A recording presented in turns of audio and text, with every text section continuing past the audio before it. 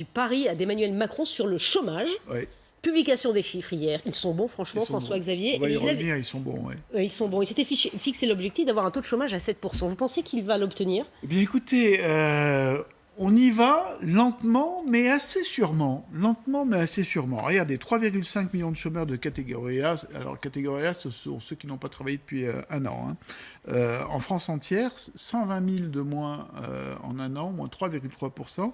C'est un bon chiffre. Ce qui est impressionnant, c'est que la baisse s'est fortement accélérée sur la fin de l'année. 55 000 de moins le dernier trimestre. C'est le meilleur chiffre trimestriel depuis 10 ans.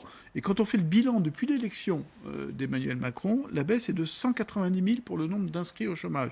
C'est pas mal et c'est solide. Sur 10 trimestres depuis l'élection de Macron, 8 sont en baisse pour seulement 2 en hausse. Vous voyez, donc, voilà. Donc cette baisse, elle est durable ou pas, selon vous? Alors, a priori, oui. Oui, parce que quand on regarde les statistiques, tout va mieux. Le chômage des jeunes va mieux, moins 1,4%. Le cœur du chômage des adultes, entre 25 et 49 ans, moins 4%. Même les seniors, ça va mieux, moins 2,1%. Ça veut dire que l'emploi devient plus sain. Ces chiffres sont d'autant plus encourageants que le gouvernement a rayé de la carte des centaines de milliers d'emplois aidés. Vous savez, les contrats d'avenir, les contrats de génération, nouvelle génération, je ne sais plus comment ça s'appelait. Tous ces emplois qui ont été financés à coups de milliards par l'État. On cherchera le nom. Voilà. C'était monté jusqu'à 500 000 emplois en 2015-2016.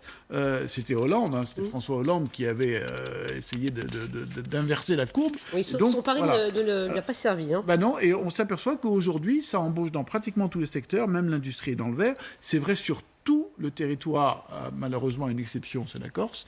Mais voilà, la Banque de France, l'INSEE, tout le monde est au même diapason. Quand on voit les intentions d'embauche, ça va mieux. Ça veut dire quoi que son pari gagné, alors, ce que vous nous dites? Alors, c'est un peu tôt pour le dire. C'est un peu tôt pour le dire. L'objectif, donc je rappelle, c'est 7% de taux de chômage en 2022. Regardez la courbe. Ça baisse, mais ça baisse, et c'est le taux de chômage de l'INSEE, là. Ça baisse, mais ça baisse très, très lentement. D'ailleurs, c'est pas cette courbe-là que je voulais montrer, mais c'est pas grave. C'était celle du taux de chômage, 9 à 8,6%.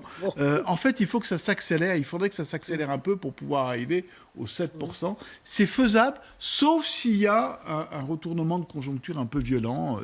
Même si la croissance est très faible. Eh ben, en ce moment, c'est un peu frappant, c'est que même avec une croissance assez faible, la France produit de l'emploi, fabrique des emplois, et ça, c'est plutôt une bonne nouvelle, parce qu'avant, ce n'était pas le cas. Merci François-Xavier. On vous retrouvera tout à l'heure pour parler de votre feuille d'impôt. Peut-être une bonne surprise, effectivement, à la fin du mois. Je dis bien peut-être, tout le monde n'est pas concerné. La météo.